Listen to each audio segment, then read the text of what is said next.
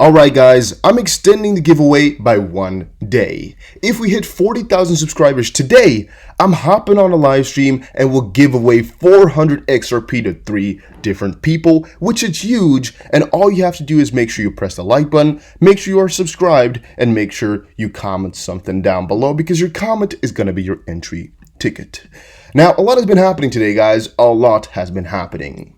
Lord XRP just posted on Twitter, the Federal Reserve is working hard to get its FedNow real-time payment and settlement service up and running as quickly as possible. Everyone will use XRP. And a fun fact to this all is that it's the truth. Alright, we all know the Fed is working hard to get a better system up and running. Now, whether or not they will really utilize XRP is now for us to decide at this point, but eventually they will adapt to blockchain, to possibly even crypto, and most likely it will be a lot faster than we expected, mostly because of all the China-US tension that is going on, making them have no other choice but to emancipate or to progress a little bit faster than expected. And that's also why we might be seeing some drastic changes over the next couple of weeks as this battle is coming to an end.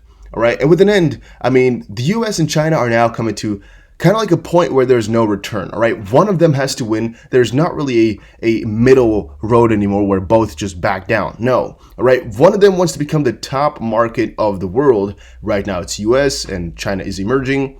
And I think one of the ways that US could really stand out is by either having some crazy regulations for crypto, some crazy positive ones. Another one is to get a CBDC rolled out, the first.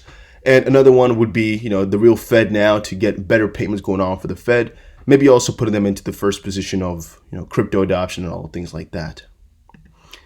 David Schwartz just went on a nice streak here on Twitter just to explain a couple of things to a couple of people, like he does almost every single day. But again, it's just facts whenever he speaks. It's really nice to check these threads out as they always teach you something new.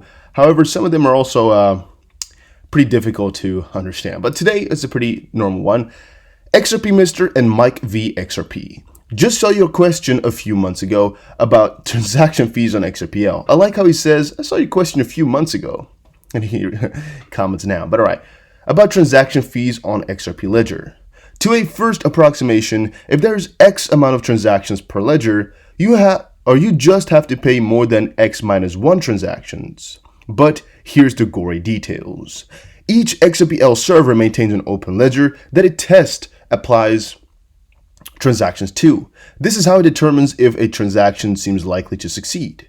When the ledger closes, validators take the transactions in this ledger as their initial proposal. There are 3 ways to get into these open ledgers and thus in a validator's proposal. The first is if you are rejected in a previous consensus round. Those going first, and this is important for sane system behavior and censorship resistance, but doesn't affect fees much. But the next step is the ledger is filled. Transactions received by the server are applied to a new open ledger in fee order right after each consensus round. This is how most transactions get in the ledger, and the server applies transactions highest fee rate first, which is logical. As it does so, a fee escalation algorithm demands higher and higher fees as the number of transactions get higher. The knee in the curve is based on observed network behavior, so it won't demand excessive fees unless more transactions are trying to get in than a network can handle. Once no transaction is willing to pay the escalated fee, filling stops, and at this point, any transaction received that is willing to pay the open ledger fee goes right in, otherwise it waits in the fee queue until the next ledger is filled. In all the time I've observed XRPL behavior, I've never really seen a time when a 20 drop fee, double the base fee, wouldn't get you to the top of the queue within 50 seconds. Damn. All right, damn. Whew. He says, thank you, David, for the explanation. I'm going to need 2 aspirin and a cartoon explainer video to understand it. I will just continue to assume you helped design it absolutely perfectly. Best to you and yours. Well, basically, this point here is really how the transactions all work out and really how you get in the queue and how your transactions are kind of aligned. And I think one of the basic issues that brought up this question and that also makes why people are so interested in it is because, for example, earlier today, I saw an article claim that IOTA is better than XRP. Well, actually, they said IOTA is better than Ripple, but they, of course, meant XRP. There's a big question on off or on-chain TPS and all of that. We can relate that further. But here, the biggest question or part about it is more so in how transactions really worked out, and mostly would the fees ever increase, or how does it relate to Bitcoin's fees? Because for Bitcoin, it is logical, like, all right, the higher your fee is, the quicker it gets, done. But you can also question, like, oh, why is that so, and how is it aligned? Is there a queue, or how does it work? Of course, Bitcoin works with blocks, and since it's proof of work, it's a little bit simpler, most likely to understand. And I think that's why people had some issues with how XRP, and how the consensus and all that were working out. And he explained it right here. So if you didn't understand it, just watch it back and just try to think about it for another split second. It's actually not that difficult if you just read it once, maybe for yourself. XRP Mommy has an opinion that a lot of people have been having in the space. I addressed it recently, actually yesterday, but still, I think a lot of people are wondering about exactly this. XRP Mommy said, "I'm done swapping a good percentage of my XRP for Link. I can't deny these gains any longer. How long do we have to sit on the sidelines and watch free money? Link has retired some people today, no doubt, beyond frustrating." And my only comment on this is, first of all, why do I follow this? I'm no simp. I don't know why. Let me just quickly hit that button.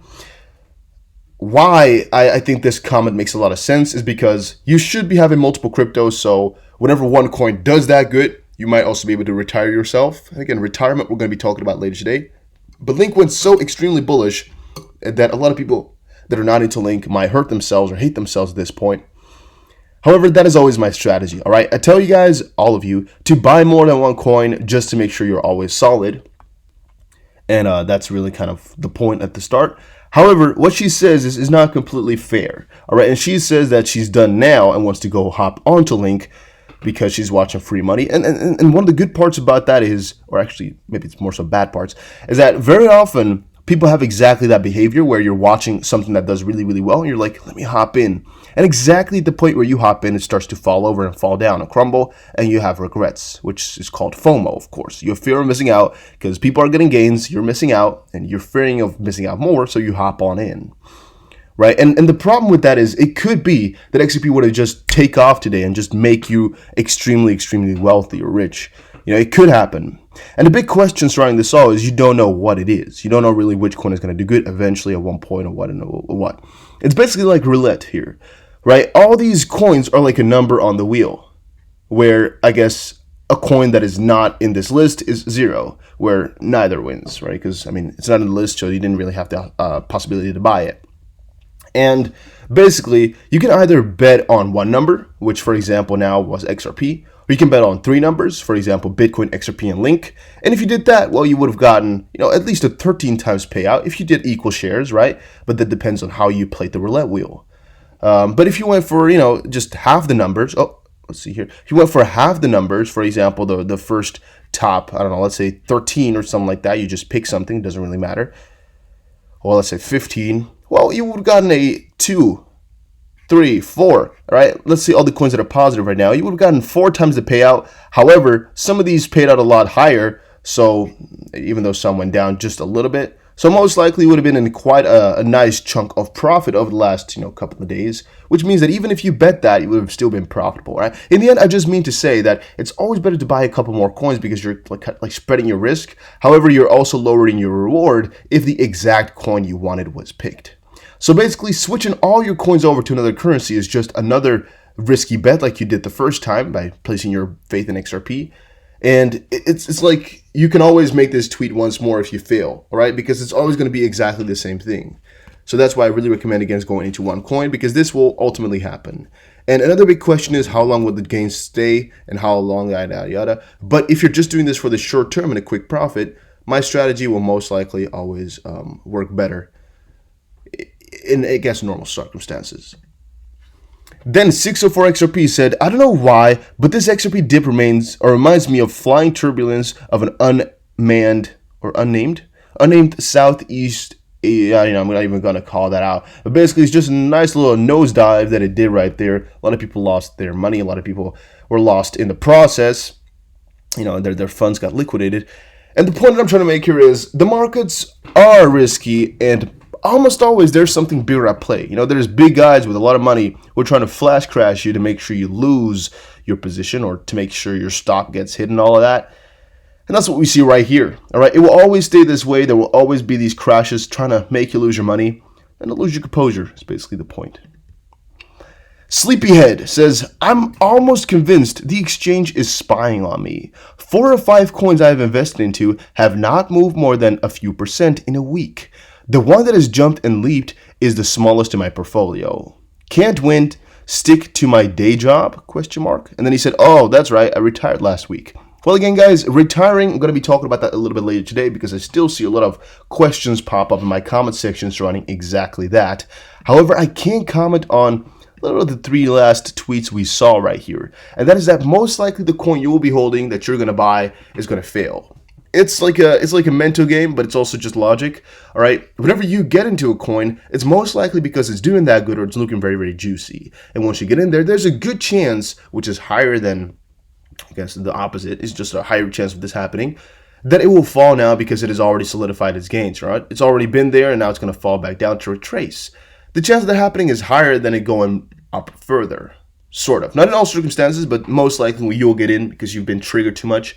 And that's the point I'm trying to make here, that you can almost not win by just hopping onto coins after they've already gained. And that's why this statement is just not solid. I'm not going to, go with this one. Please, guys, be careful. You may, but be careful because it's really, really scary to do such things.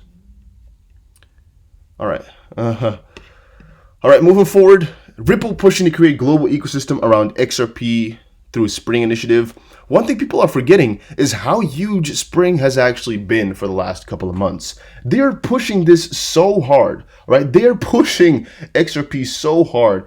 Eventually there will be no, just leaving it. There will be no walking around it because it's just going further and further and further. And the fun fact about this is they're doing it with like a side road where you're not really seeing Spring's developments and Spring's partnerships so much. And also a lot of these job listings over at Spring, but also at Ripple, you're not really seeing them get filled, all right? They do get filled, but you don't really hear the news about it because a lot of the mines that they've been attracting, they're not that known. They're not the newest guys, but they're fresh mines. And I'm also wondering exactly what some of the newer, employees are going to be bringing into Ripple and to Spring and all that for XRP, because maybe one of them are going to have a crazy killer idea and it could just launch everything in a splash of a second. Things like that also do happen. XRP Fractal evokes flashback of crypto bubble Bitcoin outperformance. I see a lot of talks about exactly that. Again, guys, I can't say too much about the XRP price. Maybe I could, but I don't want to because it's not worth the pain. I don't know what's going to happen to the price, and you don't either, so please don't claim you do. And New York Regulatory Authority approves custody of Ripple XRP. In a list updated by the New York State Department of Financial Services, Ripple XRP was approved for custody by companies, but was not approved for listings. In addition to XRP, 8 crypto, including Bitcoin, Ethereum, and Litecoin, were approved for custody and listing. But alright, guys, that is just the start. Thank you all for watching this video. Hopefully you enjoyed it. If you did, make sure you press the like button and subscribe. And I will definitely see you guys again in another crypto video. Take care, everybody.